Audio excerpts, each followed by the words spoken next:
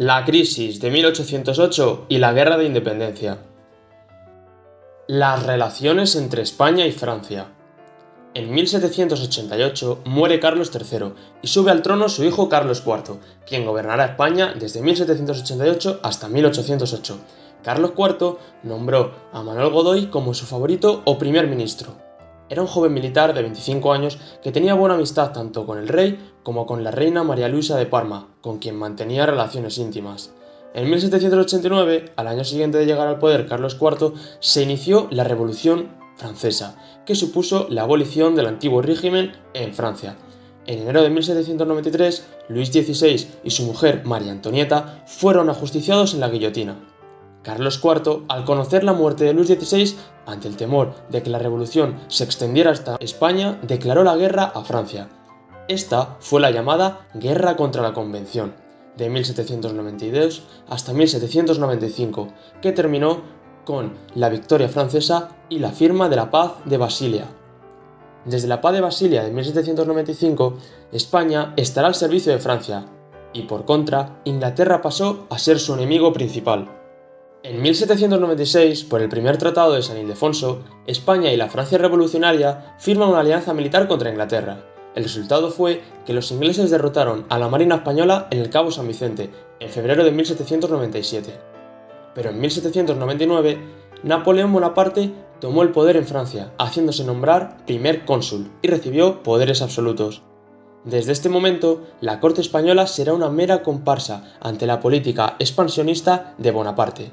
Godoy entra en entera dependencia de Napoleón y secunda todos sus proyectos.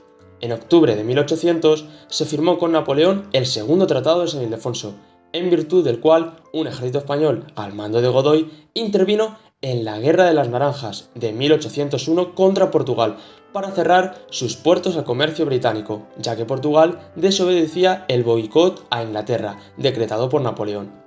En 1804, Napoleón, tras ser coronado emperador en ese año, decretó la guerra contra la Tercera Coalición, de 1804 a 1806, especialmente contra Inglaterra. España apoyó a Francia y su flota cayó destrozada en Trafalgar en octubre de 1805, ante la escuadra del almirante Nelson. El origen de la Guerra de Independencia puede rastrearse desde 1806, cuando Napoleón declaró un nuevo bloqueo continental contra Inglaterra, y Portugal, viejo aliado de los ingleses, se negó a aplicarlo. En octubre de 1807, España firmó con Napoleón el Tratado de Fontainebleau, ciudad francesa al sur de París. Un compromiso bélico para conquistar y dividir Portugal, una parte sería para Godoy y otra para Elisa Bonaparte, hermana de Napoleón. Por este tratado, Carlos IV concede permiso a Napoleón para entrar con 28.000 soldados franceses para su conquista. En pocos días, las tropas de Junot tomaron Lisboa. Sin embargo, tras conquistar Portugal, más de 100.000 hombres llegan a España al mando de Junot y Murat, generales napoleónicos, y comienzan a invadir España. En febrero de 1808, Murat, duque de Berg y cuñado de Napoleón, ya que estaba casado con su hermana Catalina, fue nombrado lugarteniente de Napoleón en España y ocupó Madrid. Entonces, Godoy encarga al general Castaños, general de Andalucía, formar un ejército para repeler a los franceses y trama la huida de la familia real, que estaba en Aranjuez, a Sevilla o a Cádiz, para ir a América en caso de no poder mantener la guerra con los franceses. Es entonces cuando estalla el motín de Aranjuez, del 17 al 19 de marzo de 1808. Ahí es donde se encontraban los reyes, ya que era residencia real desde el siglo XVI. Fue un motín del partido cortesano, enemigo de Godoy, y agrupados en torno al príncipe Fernando, futuro Fernando VII, cuyo líder era el conde de Montijo. En la noche del jueves 17 al viernes 18 se forman numerosos grupos de 4 a 6 hombres armados de palos, capitaneados por el conde de Montijo, rondando la casa de Godoy.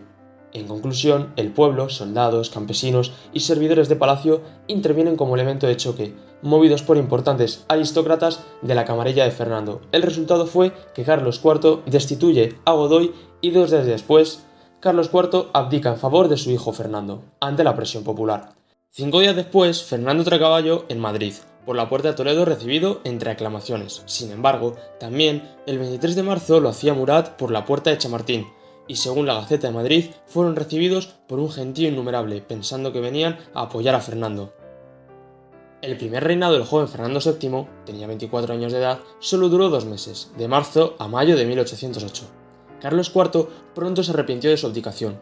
Escribió a Napoleón, haciéndole saber su abdicación forzada. Napoleón se ofreció como mediador. Fernando VII y Carlos IV fueron llamados por Napoleón a Bayona, donde llegan en abril de 1808. Napoleón consiguió con su fuerte personalidad la renuncia de ambos reyes a su favor. Fernando VII abdica en su padre, Carlos IV, y al día siguiente Carlos IV abdica en Napoleón, bajo dos condiciones: la integridad de España y las Indias y la confesionalidad católica del Estado. A continuación, Napoleón proclama rey a su hermano José I Bonaparte, y sus tropas conquistan toda España.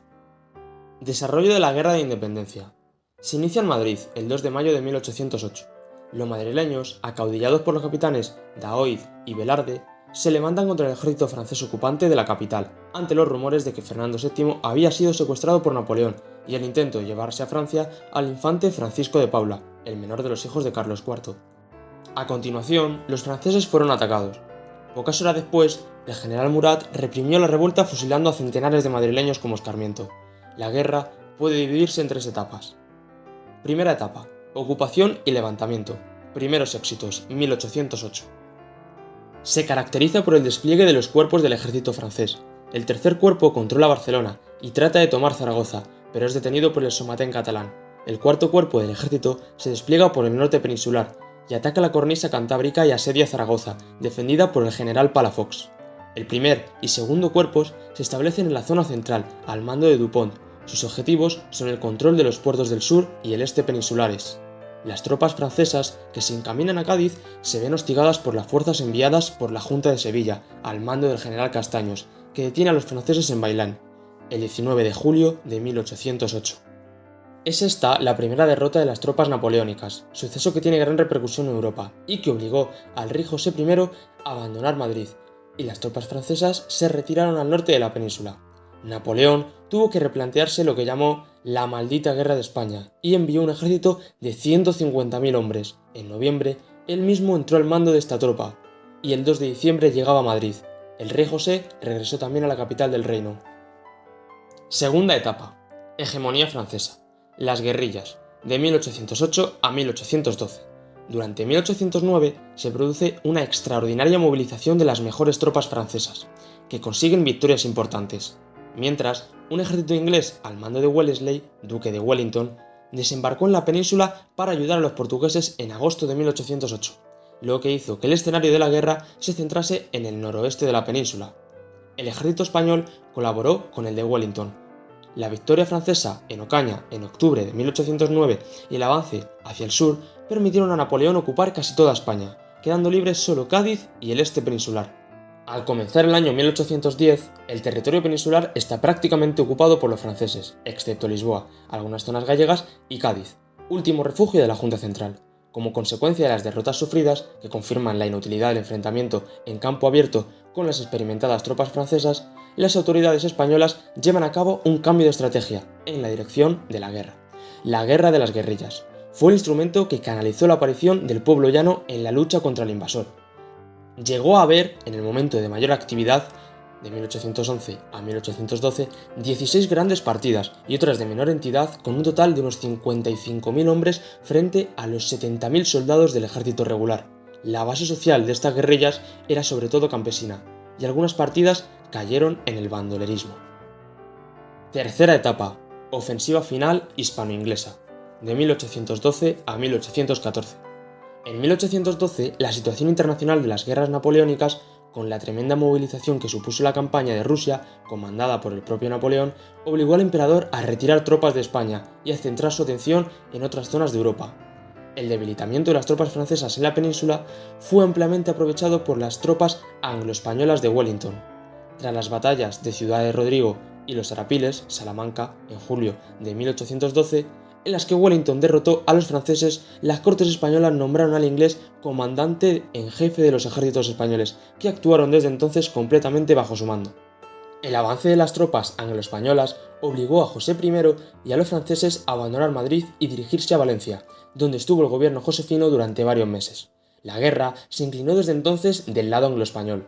La derrota francesa en Vitoria en junio de 1813 precipitó el abandono del territorio español por José I. En julio salía de Valencia y en octubre una nueva batalla triunfal para las tropas de Wellington en San Marcial, agosto de 1813, obligó al ejército josefino a cruzar la frontera hispano-francesa. Napoleón, al borde de la derrota en Europa, firmó con Fernando VII el Tratado de Valenciennes en diciembre de 1813, por el que finalizaban las hostilidades en España y Fernando VII era repuesto en el trono. Con la firma de este tratado se daba por concluida la Guerra de la Independencia. El balance de la guerra. La Guerra de Independencia causó 300.000 muertos según unos autores y cerca de 1 millón según otros, para una población total de 11 millones de habitantes. Dejó el país agotado, ruinas de las cosechas, caída de la industria textil catalana y ruina definitiva de la hacienda española. Por decreto de 30 de mayo de 1814 se prohibió la vuelta a España a todos los que hubieran aceptado o simplemente continuado en el desempeño de un cargo bajo el reinado de José I Bonaparte.